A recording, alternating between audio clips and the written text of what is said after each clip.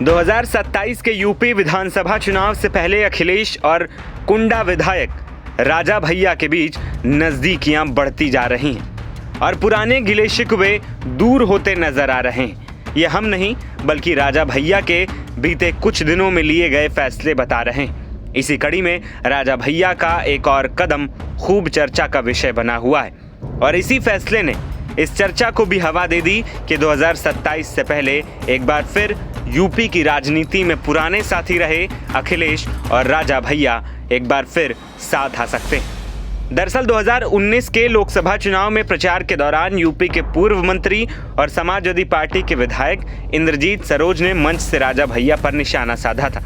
सरोज ने कुंडा विधायक रघुराज प्रताप सिंह उर्फ राजा भैया पर कई गंभीर आरोप लगाए थे। राजा भैया ने इंद्रजीत सरोज पर 5 करोड़ रुपए का मानहानि का दावा ठोक दिया था, जो मामला कोर्ट में चल रहा था। लेकिन जब राजनीतिक परिस्थितियां बदली तो दोनों की आपसी शब्दों के खींचतान धीरे धीरे खत्म होने लगे। यही वजह थी कि 2024 में इंद्रजीत सरोज के बेटे कौशाम्बी सीट से सपा की टिकट पर चुनाव लड़ रहे थे, तो उन्होंने बेटे के साथ जाकर राजा भैया से मुलाकात की थी। उसके बाद पुष्पेंद्र सरोज ने कौशाम्बी से 2 बार के बीजेपी सांसद को हरा दिया। इस दौरान इंद्रजीत सरोज और राजा भैया के बीच संबंध सुधरते चले गए। अब राजा भैया ने 2019 में दायर मानहानि का मुकदमा भी इंद्रजीत सरोज के खिलाफ वापस ले लिया है। राजा भैया के केस वापस लेते ही पूर्व मंत्री इंद्रजीत सरोज ने राजा भैया को थैंक यू कहा। उन्होंने ये भी कहा कि साल 2019 चुनाव के दौरान दोनों एक दूसरे के विपक्ष में थे, इसलिए हम लोगों ने शब्दों का वार किया था। राजा भैया ने अब उस केस को भी वापस ले लिया है, इसीलिए उनको थैंक यू। यही नहीं, मेरी उम्र अब 61 साल हो गई है। अब मेरा बेटा चुनावी मैदान में आया तो राजा भैया ने भरपूर उसका सहयोग किया। उसके बाद मेरे बेटे ने चुनाव में भी जीत हासिल की। बता दें कि लोकसभा चुनाव के दौरान समाजवादी पार्टी ने कौशाम्बी सीट पर पुष्पेंद्र सरोज को प्रत्याशी बनाया था। चूंकि कौशाम्बी लोकसभा क्षेत्र में कुंडा का बहुत बड़ा महत्व है और इस पर राजा भैया का होल्ड था।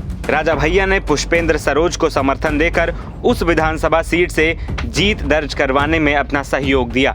इसीलिए पुष्पेंद्र सरोज के पिता इंद्रजीत सरोज भी राजा भैया को थैंक यू कह रहे हैं और अब इंद्रजीत सरोज ये भी कह रहे हैं कि हम दोनों के बीच भी दूरियां मिट चुकी हैं।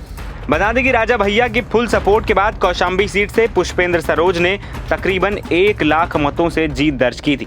अब तक हुए इलेक्शन में सबसे ज़्यादा मतों से जीतने वाले कैंडिडेट पुष्पेंद्र सरोज बन गए थे। वहीं सियासी गलियारों में राजा भैया के इस कदम को समाजवादी पार्टी की नज़दीकी के रूप में देखा जा रहा है। बता दें कि बीते लोकसभा चुनाव के दौरान बीजेपी के सहयोगी दल अपना दल के प्रमुख अनुप्रिया के बयानों से राजा भैया काफ़ी आहत बताए जा रहे थे। इस दौरान उनके समर्थकों ने एनडीए के प्रत्याशियों का विरोध करना शुरू कर दिया था। वहीं अब देखना होगा कि क्या ये कयास सच्चाई में बदल पाएंगे या फिर राजा भैया अपनी पार्टी का प्रत्याशी यूपी विधानसभा 2027 में उतारेंगे और फिर से एनडीए का साथ देंगे। एनबीटी ऑनलाइन की रिपोर्ट।